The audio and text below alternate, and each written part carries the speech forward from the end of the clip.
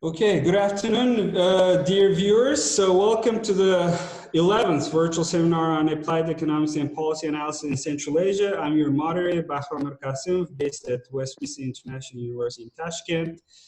Today, we're very privileged to have with us speakers all the way from the United States, Professor Charles Becker. Professor Charles Becker is a distinguished research professor of economics at Duke University. He has a long track record of working and doing research in Central Asia. So he has a long biography and list of publications, which I won't read. You have access on our website.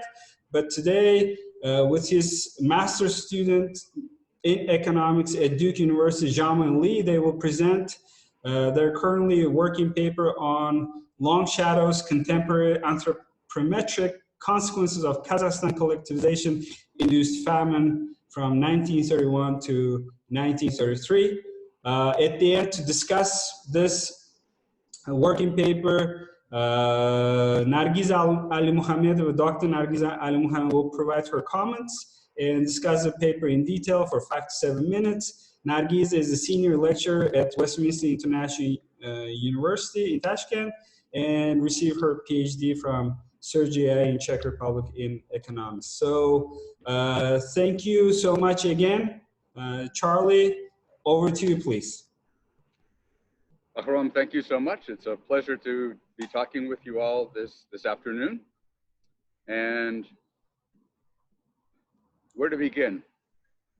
As you said, I've been working in various parts of Central Asia since before many, if not most of you were born. And only recently became aware of the fairly remarkable economic history that's being done in Kazakhstan. Gani Aldashev in particular, who's a professor in Belgium, has been a leader in this, but there have been several others. And the whole region is terribly understudied. We know that there's been a remarkable opening up of archival material, and of course, the big country to the north, Kazakhstan, has undergone through its history a series of really extraordinary tragedies that are not fully known to the world.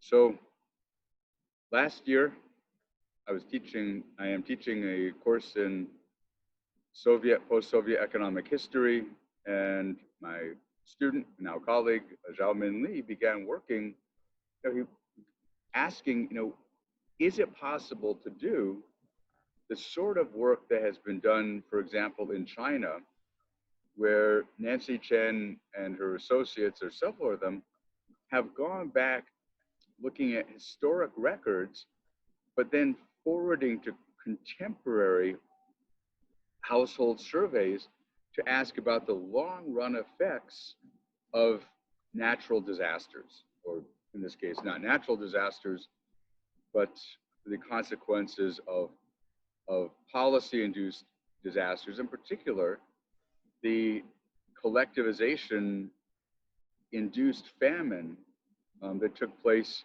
really starting in 1929 in Kazakhstan.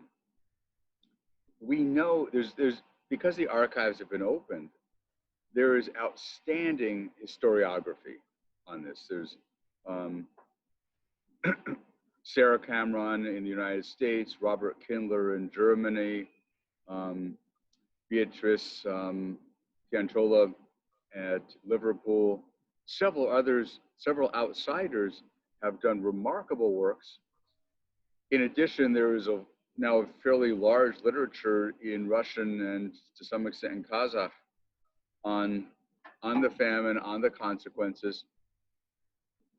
There have also been a set of estimates of losses of livestock and of population deaths caused by the collectivization and seizure of herds. However, those of you familiar with the censuses that existed in 1926, 1937, 1939 know that these are highly imperfect, plus the population was in flux. We were dealing with a population that was by definition largely nomadic, kachevniki na Russian, and they became atkachevniki, a local word for refugees, former nomads.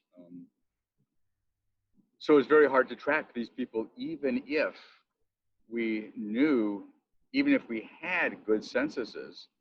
But in fact, the 1937 and 1939 censuses are both suspect, and therefore, the information is highly imperfect. We can't change that. There's nothing that the other demographers have done that we can do better. What we can do, though, is look and ask what happened to a population whose mothers were born either during the collectivization drive, during the famine, or shortly thereafter. And to a much weaker extent, what happened to the grandchildren of the women who were born during this period. That's what we do. The data are limited inherently, but we have good comparator data. And so I'm going to turn it over to Zhaomin at this point to lead you into the heart of this. Zhaomin, I will stop sharing and let you start sharing.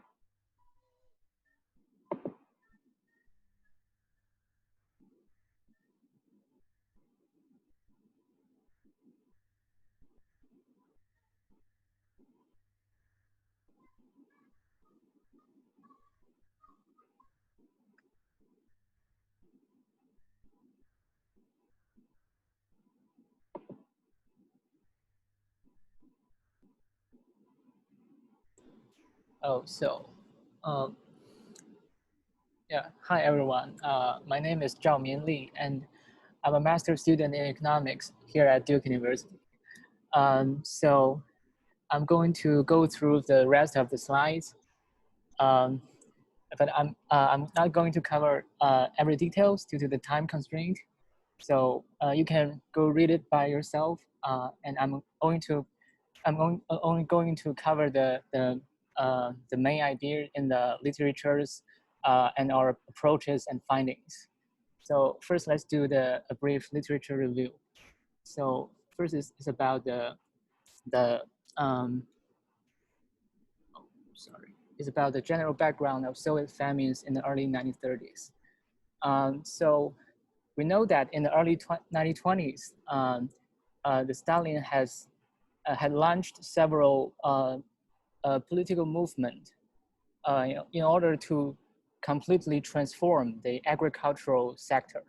So among this movement, we have the decolonization, which was intended to erase the class of kulaks and also transform their land into the collective land, and also to seize and to redistribute the wealthy nomads herds, just like what happened in the Central Asian countries like Kazakhstan, mainly in Kazakhstan. Yeah, and also they launched the political campaign of collectivization, which was intended to transform the small-scale farming into the large-scale collectivized farms.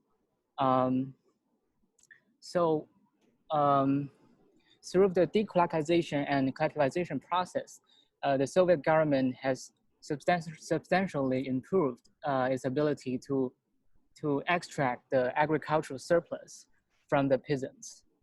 And also, it's noticeable that following the decolonization and collectivization process, and also as well as the excessive grain procurement implemented by the Soviet government, famine started to occur in the early 1930s. And we can see here from the data that the death rate rose dramatically in the early 1930s in several like Central Asian countries, and also like Ukraine's, and yeah. So now I'm going to talk about the Kazakh famine in 1931 to 1933. So in Kazakhstan, it was estimated that almost 1.5 million of people perished in the famine, or equivalently 38% of the whole population at that time. And one noticeable feature of the Kazakh famine, which distinguished itself from the Ukraine's famine, is that Kazakhstan had traditionally been a largely nomadic economy, and the majority of population were nomadic or semi-nomadic herdsmen. And thus, in the Kazakhstan, the efforts to collectivize nomads were accompanied by the efforts to sedentarize them permanently. The implementation of the collectivization on the basis of sedentarization allowed the Soviet government to extract the grain and meat surplus from the Kazakhs. And so, moreover, from the literature, we know that the northern and eastern region of Kazakhstan were the areas where the Soviet authorities wanted to expand the grain cultivation. Thus, these regions were likely to have experienced higher level of collectivization and sedentarization than the other regions in Kazakhstan. And we are going to explore that later using our empirical model. And so this pattern also invites the comparison with Kyrgyzstan, which also had a predominantly nomadic population. But it was, according to the literature, it was far less pressure, it faces far less pressure to collectivize and sedentarize. And also it invites the comparison between Kazakhstan and Uzbekistan, who tended to live nearby in Uzbekistan, but were historically more sedentary. And during the process of sedentarization, we can see from several scholars, for example, the Cameron's works, that large numbers of peasants lost their livestock and were forced to settle in predetermined places unless they fled away to other countries. So territorially limited famine started in Kazakhstan as early as the spring of the 1930s. However, the widespread dissemination of the famine across the whole country started in about 1931 and ended in 1933. So basically, that's the time window of the famine. So since I'm an international student from China, I'm also going to compare the case of Kazakh famine with the Chinese famine to give you a sort of a comparative perspective. So the Chinese famine in the 1959 to 1961 is another catastrophe under a central planning economy, which led to as many as 45 million of deaths in total. So it's helpful to compare these two famines since they share some important common features, but of course also some key differences. So first is that they both occurred under a collectivized agricultural system. So in China, the chairman Mao Zedong, he launched the Great Leap Forward movement in 1958, aimed at boosting both the agricultural and industrial outputs. And in the agricultural sector, huge efforts was made to mobilize the rural laborers and collectivize the individuals' farmland into the large communes to organize large-scale agricultural projects. And the next thing that these two famines share is that excessive government procurement policy seemed to play a crucial role. So in Kazakhstan, the forced requisition of livestock which was intended to sanitarize nomadic groups as well as supply meat for the urban areas across Soviet Union, had led to an 87% decline in total number of livestock from 1929 to 1934, which is a huge drop. And similarly, in China, although China has been more of an agrarian economy instead of a nomadic economy, due to the inflexible and progressive green procurement policy, the region, a study from Nancy Qian and her co-authors shows that the regions which historically produced more grain actually suffered even more during the famine period by having higher mortality rates than the less productive regions. And furthermore, there is evidence suggests the existence of systematic bias discriminated against the rural population in the form of both excessive grain procurement as well as in the death rate. So, so we are also going to check whether this is the case maybe in Kazakhstan later using our empirical model. So,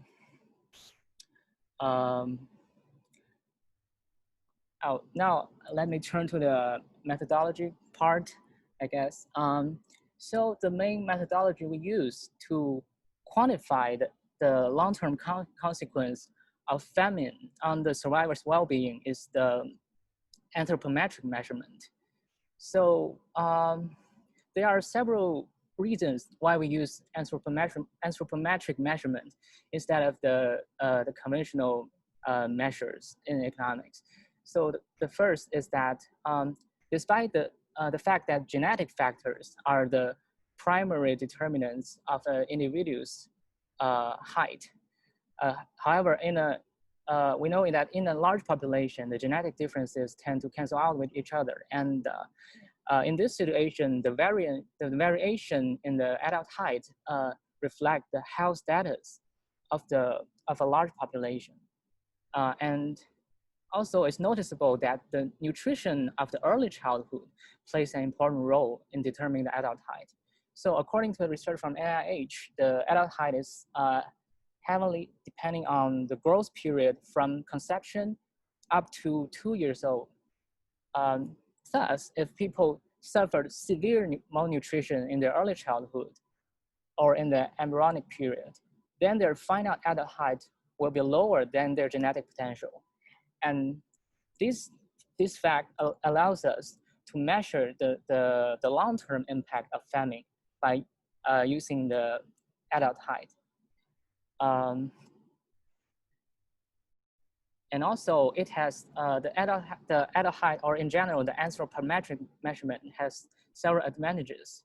So first is that the Soviet official economic statistics from the early 1930s are highly suspect, and especially in poorly documented and distant regions. But for the adult height, is less likely to be systematically falsified. And the second reason is that even if the official statistics are reliable, height may still provide some extra information on people's well-being. Because not like things like GDP, which are related to the production and are just loosely related to the food intake and quality. Height is a measurement of the consumption of basic necessities in a household. So ultimately, height can be seen as a function of access to necessary resources. And the third reason is that estimating the population loss for Kazakhstan is also problematic because relative to the Ukraine, that some other scholars has investigated using other measures like mortality rate. The Kazakhstan is more remote, less populous, and largely nomadic. So nomads are less easily counted than the more sedentary populations, especially as many has just fled the country. And for these and for the other regions, famine loss in Kazakhstan had been far less well documented. And also, I'm not going to go through all these details. You can look it by yourself. And the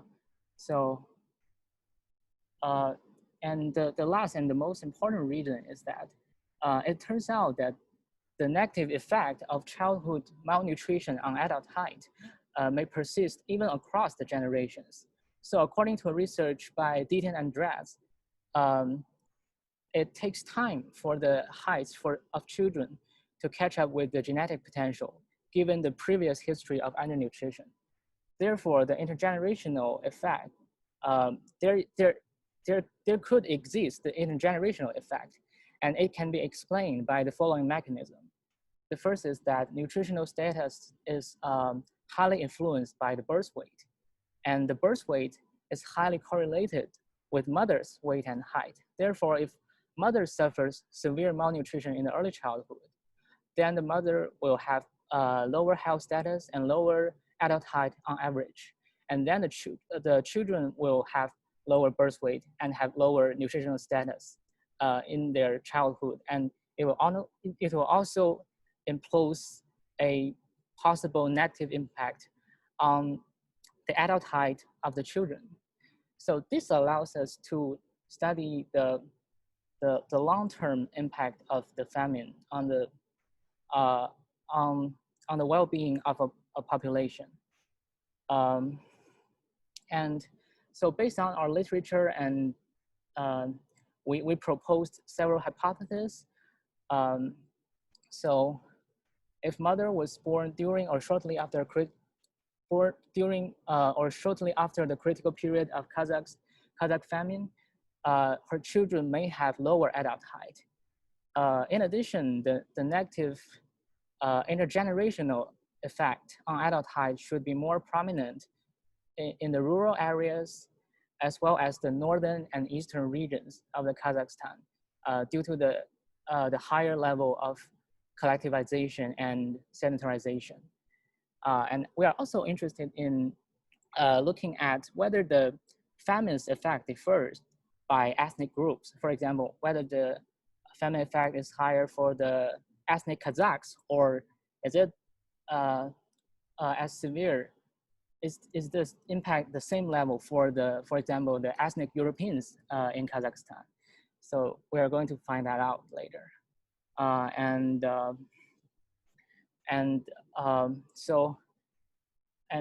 last but not least, we are also interested in finding out the third generational effect. I know maybe it's sort of difficult to find, but we're trying to grab all the evidence from to try to make some inference on that. So so now let's talk about our model. So the model we are used is a linear regression model with the outcome variable being the z-score of height, which is the adult height of Kazakh children minus the average adult height of some reference population with the same age and over the standard deviation of that population. And for the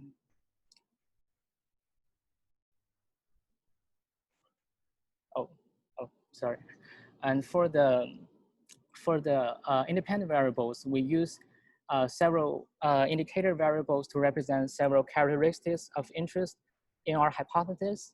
For example, the rural indicator indicates whether mother's birthplace was in the rural area of Kazakhstan, and also the region indicator, which indicates whether mother was born in the northern and eastern region of Kazakhstan. And also we include the ethnic indicator for ethnic Europeans, and we also include the famine indicator, which indicates whether mother was born around the critical period of famine. So since the nutritional level during age of 0 and 2 and the prenatal period is crucial for adult height, thus we adopt the period of 1929 to 1934 as the so-called the critical period of famine.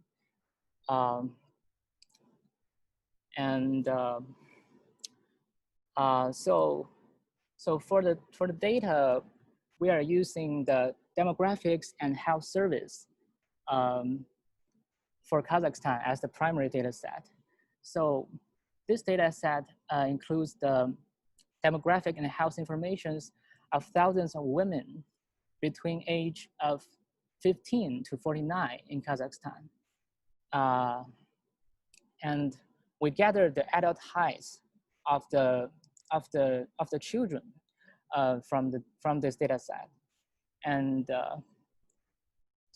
and as well as the information like the regions, like whether individual live in the rural area, whether individual lives in the north and eastern region of Kazakhstan, and things like that. And for the data of the reference population, we gather it from another two DHS data sets. One is the DHS 1996 for Uzbekistan. The other is the DHS 1997 for Kyrgyzstan. So I know my time is limited, so I'm going to go through that fast. So here's is our result, and so our key finding is that we find a combined negative effect of the famine indicator and its interaction terms with either rural indicator and region indicator. So yeah, just like show that the two combined negative impacts suggest that mothers being born in the rural area and northern and eastern regions of Kazakhstan during the critical period of famine render a negative effect on the height of their daughters, with magnitude of 0.1 and 0.24 standard deviation, respectively. And more important is that these results are fairly consistent across different reference populations. So these results actually support the hypothesis we proposed before.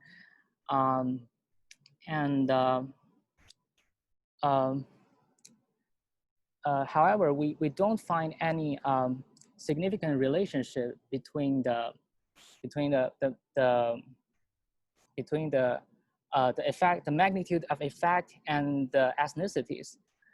So the evidence suggests that the rural Kazakhs and the ethnic Europeans both suffered from this famine. And so yeah, and so despite the significance of our findings, our research still suffers some limitations.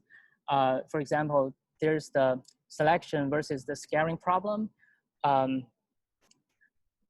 Because for the, maybe you can just look it by yourself. I know I need to keep going. And as well as also we have a very small sample size, and also the migration during the famine, which may make some of our assumptions not 100% valid.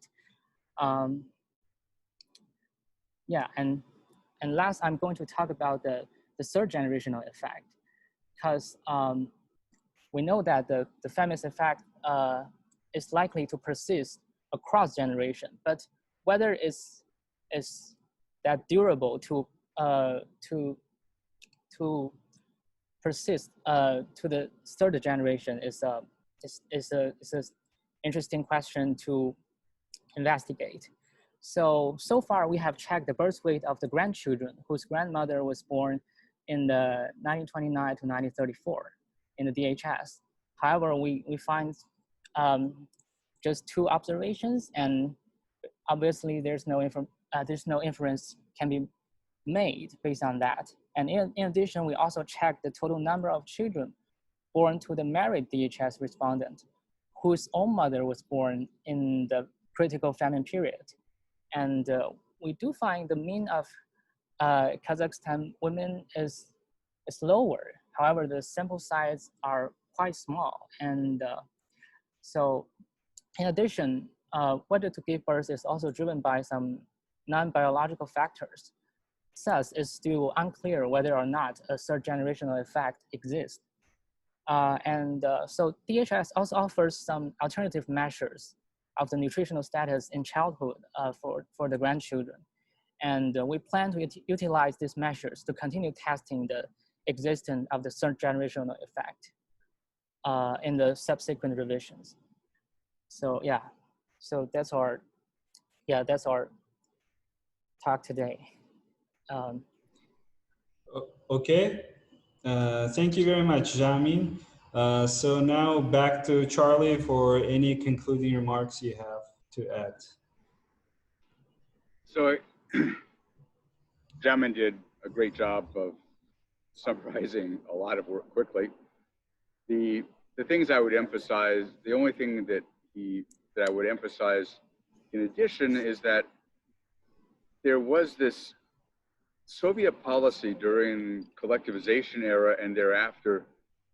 There was a huge random component that split regionally, and that has really helped us with identification. I'm sorry, there's a train coming by now.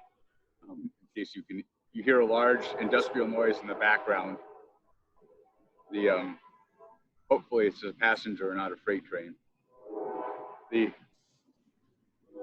In Kazakhstan and the Kazakh and Kyrgyz people are not all that different from one another. In fact, historically there's virtually no effective difference, except that some of those who lived in the hordes further south were designated as Kyrgyz. Once upon a time, they were all called Kyrgyz, and then they became called Kazakhs and so on. But the treatment by basically under directives from Moscow, what became the Kyrgyz ASSR was not collectivized nearly as strongly, and the nomads were essentially untouched until much later in what is present-day Kyrgyzstan than in Kazakhstan. So we have we have used 2 comparisons, one with Uzbeks, who were historically sedentary and therefore not as ideally comparable to Kazakhs, but also with Kyrgyz, who are, other than being in a different region, were treated very differently. So we find basically the same results regardless of whether we're comparing with Uzbeks and Kyrgyz. So that's okay. I'll make that additional comment. We also have very small sample size because identifying mothers, basically identifying especially grandmothers, is very difficult. Okay, thank you. Very interesting presentation. Every Wednesday I learned new things. So now over to Nargiza to have some discussion and comments on the paper, 5 to 7 minutes, please. Over to you, Nargiza. Yes, thank you very much for interesting presentation. Yes, as Professor Becker mentioned at the beginning, the region is opening, and with the opening we have access data, new stories. I have provided some comments, but due to time limitation, let me focus on the main comment suggestions. I would be very happy to see the draft or the paper. And sorry if some of my questions that are related to overall vision. Yes, so I was very much missing, and I would recommend to put some more information in motivation of the study. So what is the knowledge of the Kazakh famine has implication to current reality. So maybe the slide with the research question and specific research objectives could be beneficial. So if it's only you limited to analyze what was the causal effect of the famine, and you don't claim for any generalization or application to current famine, or I was a bit kind of trying to put some generalization to what extent we learn from the past famine and how it's relevant to our current realities. Second, my second comment, I would really like to see, you have substantive, extensive reference list, but I was missing to know to what extent your study, especially using these anthropometric measures, are comparable with other studies. I strongly believe that there are many studies in the area that analyze the various long-run impacts and causal inferences in demographic using this BMI and other measures. Like we have recently, Katarina done also very interesting study in Kyrgyzstan, so you can consider her work as well. So I was missing the slide, one summary, how your study is compared, right? So what is your novelty? Are you done for the first time for Kazakhstan, or, you know, what are the comparable methods, and what lessons we learned, right, from this impact study? Other suggestion is that I was for identification and robustness, if your data set and samples allow, you may consider, you know, I'm personally like economist and I like, or, you know, think of the mixed research method. So once we have some, well, you have some storyline, you have the significant coefficient and some evidence for hypothesis, but as you mentioned that you could still working on the checks, I would like to recommend to consider, and if you have access to archives, maybe to some qualitative or like historical evidence how their generation were evolving. I believe there is some descriptive or like case studies, or if you have additional projects for launching new, so you can conduct a really qualitative or like diary methods, go into the detail and, you know, putting very strong kind of mechanism, the causal chain. And by asking the people in this the regions, yeah. So it's like to be sure and on the robustness of the findings. And the next comment is that if your data set allows, you can consider you have your base model, and for identification it's properly addressed, but maybe for robustness you can do propensity score matching, right? So comparing, like you can consider treatment and comparable groups, or regression discontinuity if you have this kind of cutoff point. So some additional robustness checks. And other comments in the slide, let me provide a few comments on the slide. I think they are very comprehensive, detailed, but maybe due to like the further practice, it might be beneficial. You have very interesting and relevant statistics on the sample side that I was looking, and I put some comments, but then I reached the end, and you have some important descriptive and the sample characteristics, the ethnic groups in the appendix. So you may consider reshuffling, like putting less words on the history of the famine and putting more this kind of descriptive statistics, what are the samples, right? And after the model and data briefly, you go immediately to results. So maybe additional statistical, descriptive statistics of the sample, subsample, how mothers are, you know, over 3 generations were changing would be beneficial, yes? So not immediately jump to main results. I understand, I like it, but I think it would be beneficial to have like descriptive statistics that you have some story and then you have results. And I believe some of the information I know for broad audience, it's very important and interesting to know the context, but something can be provided in like comprehensive or comparable tables. Like for example, if you describe famine across different countries or like China and regions, so you can provide the tabulation and what were the dimension of the each famine, for example, how many people were suffered, what are the main reasons, then consequence, and the other dimensions, so we'll have some comparable story. Yes, so these are my comments and suggestions, and I would be very glad to see the paper and read. Yes, when you have time. Okay, thank you very much, Nargiza. So I would like just to remind our viewers that you feel free to use the Q&A function to send your questions. We will open up for the next 10-15 minutes after Charlie and Jami reply to Nargiza's comments quickly. Nargiza, these are great comments. We'll take them all to heart. We don't have access to archival documents because we're here in the United States right now. In principle, we could try to get them. Actually, my plan was to, given that I am of, you can see I didn't shave, so I'd let everyone know I'm an aksakal. So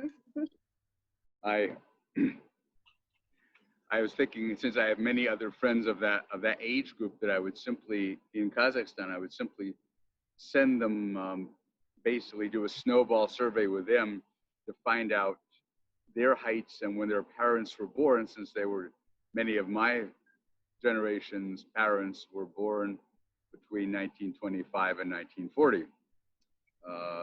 And that will hopefully, or it'll take a while to get that, but that will, I'll get a larger group with those numbers. Everything else you suggest is good.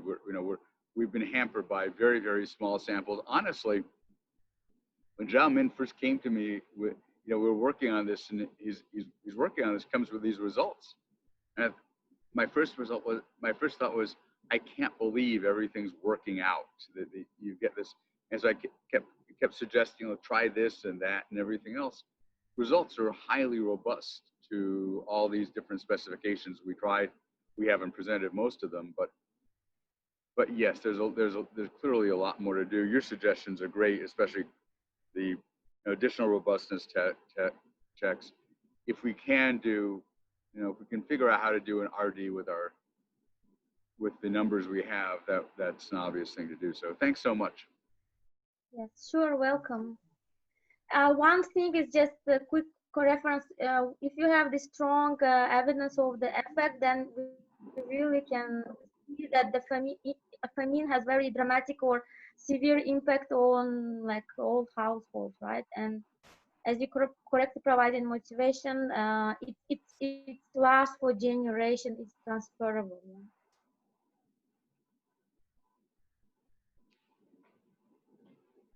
Okay, so Charlie, there are questions, so I will read to the audience, and I assure our viewers, if I don't get to all your questions, I usually send them to the authors after the webinar, so they can think about those questions afterwards. So the first question is from Tatiana. So basically, it's a full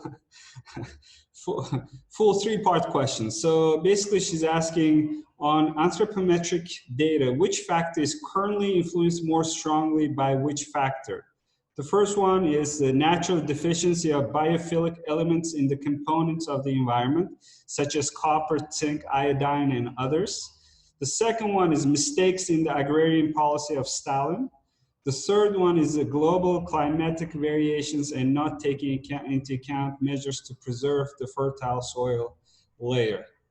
So I think basically she's trying to get at how do we rule out confounding factors. So Charlie, if you would like, then I will read more questions. Yeah, that's certainly true. And how, is it possible that this was all due to, the fact, even if we have similar populations between, say, Karagandinskaya, Semipalatinskaya Oblast and Kyrgyzstan, how do we know it's not just differences in populations? What we do find is that these results are only applied to the rural populations, we also find that there's very small samples, but that the effects are most pronounced in the places, northern and especially eastern Kazakhstan, where policy was especially harsh. I was appalled to learn, as I was reading the history, that one of the really evil figures in the collectivization period is a fellow named Becker, who was an appointee of it was a party appointee sent by Stalin, who sort of had his early and harsh collectivization effort in Semipalatinska Oblast. So it's not certain, but we believe, we can't get rid of confounding effects. It's too small. We don't have untreated areas that are geographically identical.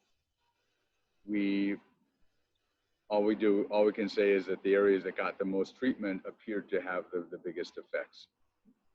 So yes, causality remains highly uncertain. Okay, thank you.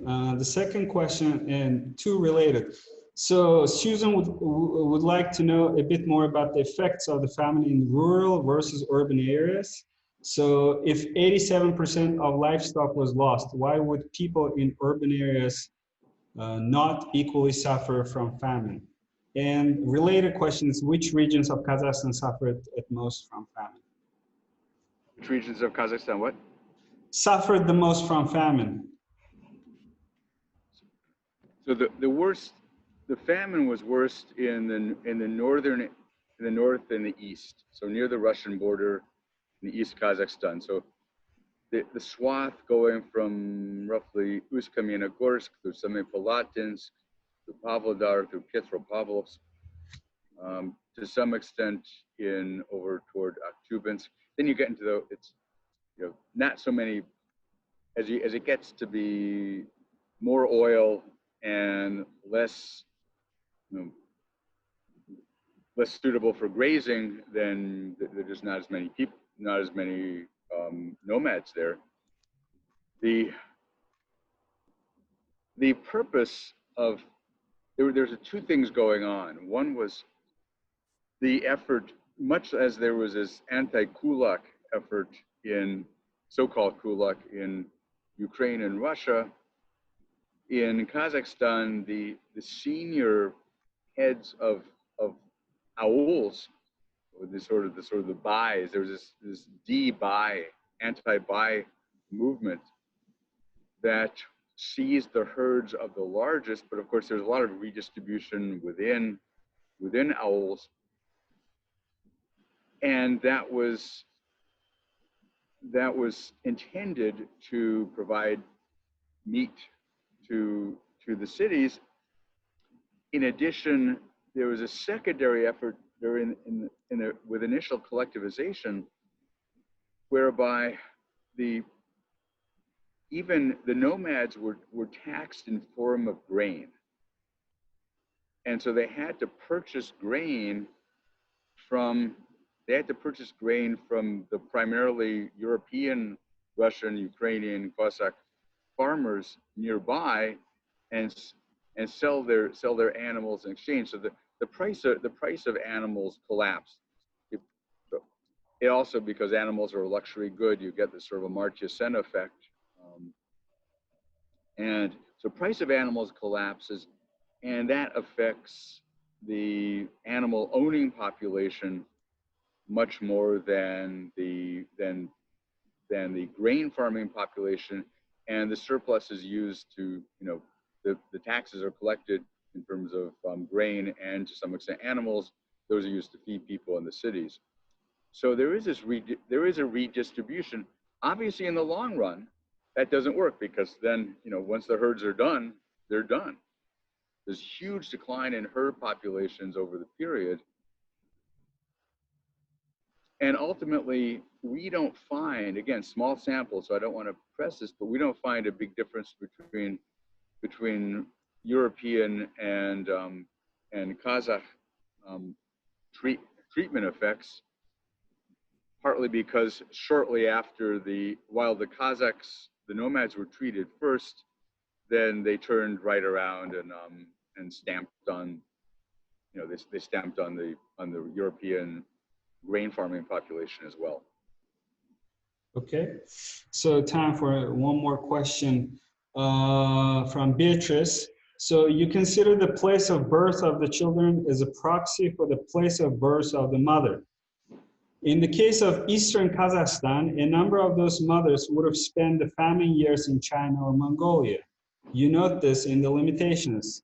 But there is perhaps a way around, looking at the anthropometric data of a Kazakh children or grandchildren born abroad, Kazakh children born in Xinjiang, if available. To this, I would also add, because so many Kazakhs fled at that time to also neighboring Uzbekistan, perhaps from your DHS data, you can find Kazakh mothers in Uzbekistan or Kazakh children in Uzbekistan from your DHS data set. Because after that time, Kazakhs basically became minority in their own country. So there was a huge wave of out-migration of Kazakhs during that time. So over to you, Charlie. Yeah, that's a great comment. I apologize. There's another train going by. Our transportation sector is not yet harmed, but we tried. Actually, we investigated the possibility of getting Chinese data, and briefly, not possible. It wasn't. These things are the trouble. You know, the real trouble with census data is that censuses don't tend to ask where your parents were born, or when your parents were born or where they were born.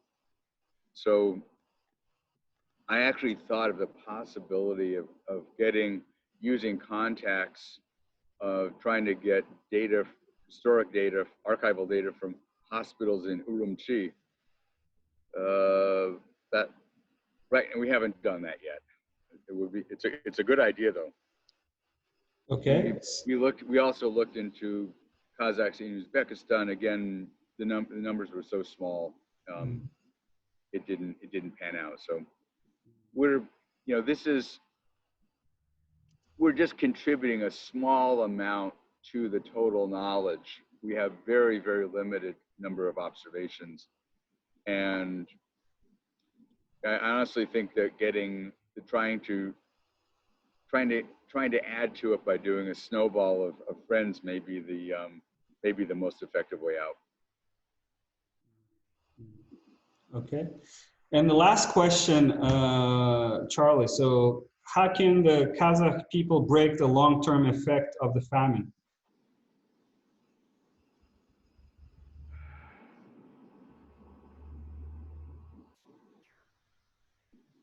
Well, it diminishes over time, clearly. And Kazakhstan as a whole, nutrition is good. It's well fed. It's now a wealthy country, so it will, we will naturally die out. But the point of this is to show that there's a big short-term effect, but then it persists for a long period. Mm-hmm. Okay, so with that, I am mindful of our viewers' time. So thank you very much, Charlie, Zhaomin, Nargiza, for a very interesting and thoughtful discussion and presentation. It's always a great pleasure to work and listen to you. So I would also like to thank our viewers for joining us today. Please join us next time, same time on Wednesday, to hear from Dr. Kamaljan Akramov with his presentation to be confirmed working at IFPRI. And I would also like to thank our organizers for helping us to bring these sessions every Wednesday. So IAMO, Nader Janibeka from IAMO, and Kamaljan Akram from IFPRI, Washington, DC. So with that, thank you very much, everyone. Stay safe, stay healthy. And Charlie, Zhaomin, I will send you those unread questions by email. Super, thanks so much. Thank you so much. Bye-bye. Bye-bye. Thank you. Bye-bye.